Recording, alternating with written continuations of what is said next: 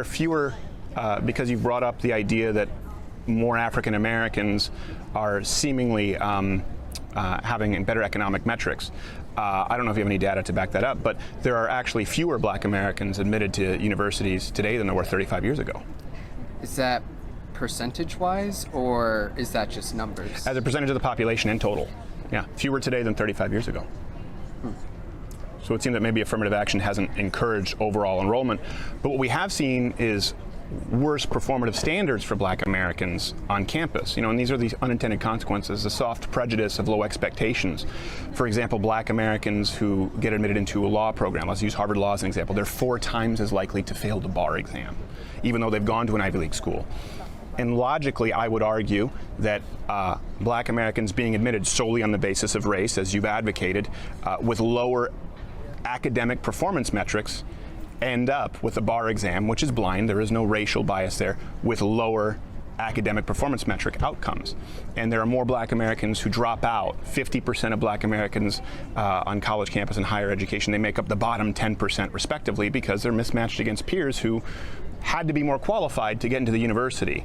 And that creates actually a real problem and a higher dropout rate and lower performance outcomes for them. Could you see that as maybe an outcome of unintended consequences for affirmative action that might mean it's not so effective? What's going on, everyone? It's Talks with Kenny here today, and welcome to Inconvenient Truths. This is going to be about affirmative action. So here's the inconvenient truth about affirmative action. It's racist and it's discriminatory. Sorry, not sorry. That's just a matter of facts, right? And you always know, now I'm starting to do, for every episode, I've tried to do a book recommendations that kind of drives my thought process on these topics. So the book recommendation for this is When Race Trumps Merit. All right. And this is a good book. I think it's very dense with a lot of information. It points to why meritocracy is the way, not this race-based discrimination that we call affirmative action, right? Because even if it's reverse discrimination, you still admit that it's discrimination, right? And last time I checked, most people agree that discrimination based on immutable traits is a bad thing, is a bad standard to have. But yet we justify it with affirmative action because it pushes a minority group. And in the intro, as you saw, a lot of the information that Steven Crowder presented in that segment is factual. It's correct. Mismatch. Yeah, you mismatching people who have poor academic standards into a higher tier education.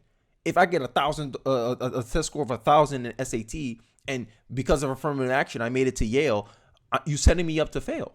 And to also back up Steven Crowder's point about how there was more Black graduates in the past than in today, did you know that Martin Luther King, before he started on the civil rights march, because there's this very memory hold idea about Black history that Black people didn't start getting, Black people's condition in life didn't start improving until the 1960s, which is a lie, which is a fallacy, right? Because like I pointed out before, there were freed slaves that died millionaires in the 1920s.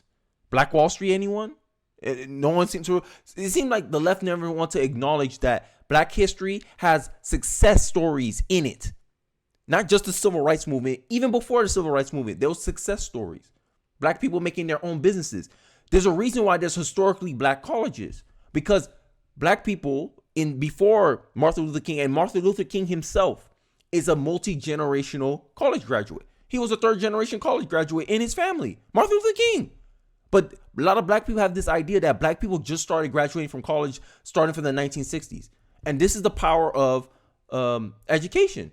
And this is why a lot of the disproportional outcomes that Black people are facing is not due to them being Black, not due to the system being discriminatory. It's due to the fact that they've been given bad education, right? So here, I just gave you the conservative perspective. Let's hear what a Black libertarian would think about affirmative action, and then I give my reaction after the clip. Let's take a look. Begging to be accepted by people that don't like you is for losers. So whether it be anti-discrimination, whether it be affirmative action, there's 2 more points I'm going to make. I know I'm kind of going on all over the place. I used to talk about this stuff all the time. Nonetheless, this idea, which is, literal racism, is funny. Where you have people that think that you're incapable of competing with folks unless folks have to be forced to embrace you. And there's like this idiot Stephen A. Smith and all these other guys who are now on their soapbox because they were given the, you can tell these guys are just reading from scripts. They don't even understand these concepts. They haven't even thought them through. It's just they've grown up to believe that they can't be successful unless someone is forced to embrace them, right? So they look at it like, well, this being ended is bad. Right? You got guys that have accomplished so much, and now you're trying to limit them and their accomplishments to affirmative action? What?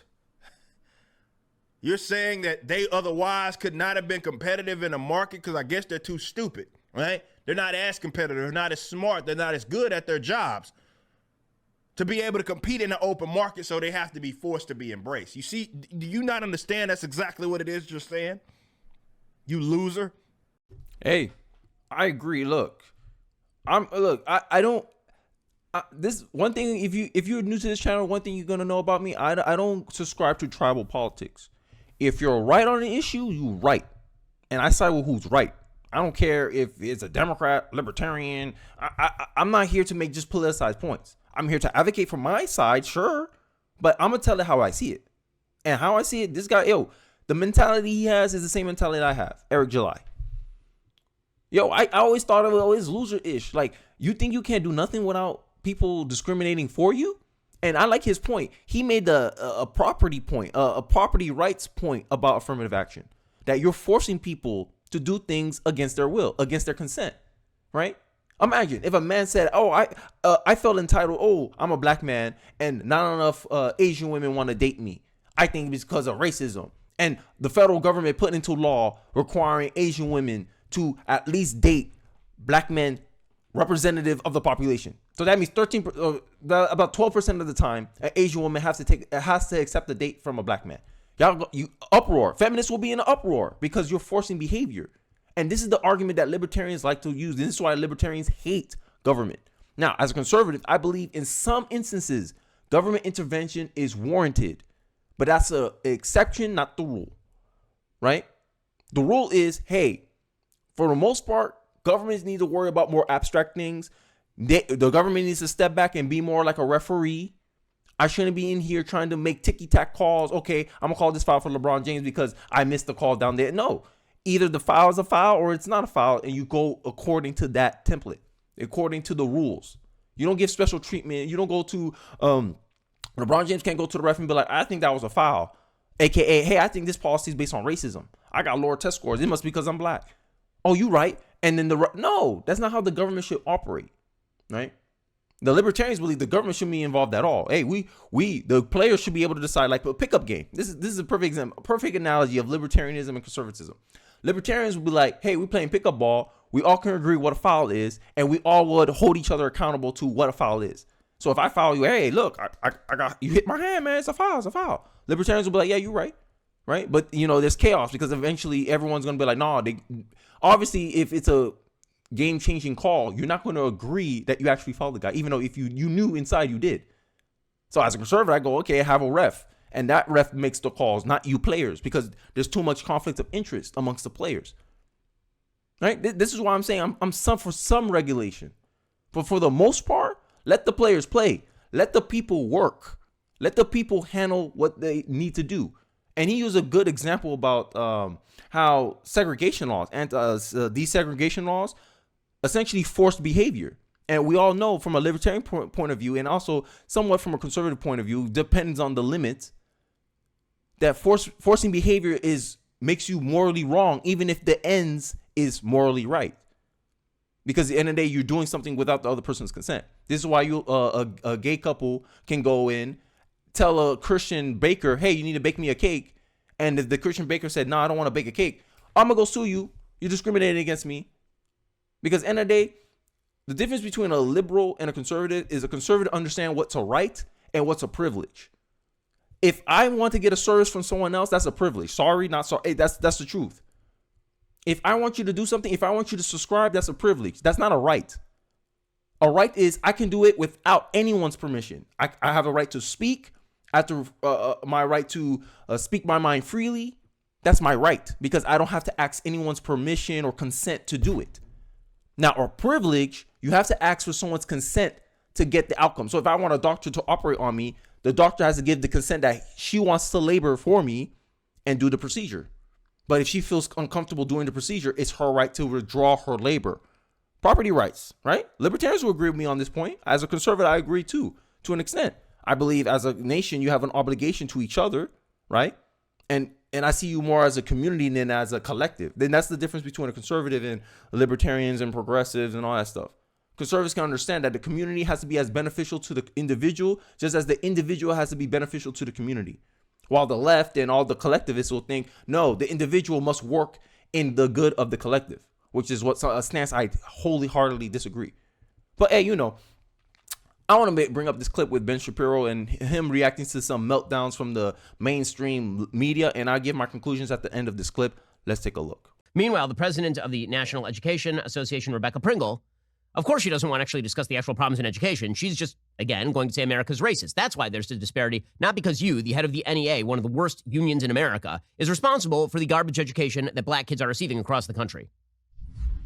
What do you think about this, Becky? How much of an uphill climb is it now if this affirmative action program goes away from a university to actually have a diverse student body in every sense of that word, diversity? So just like your other panelists have said already, the headline for today is Access and Opportunity Denied.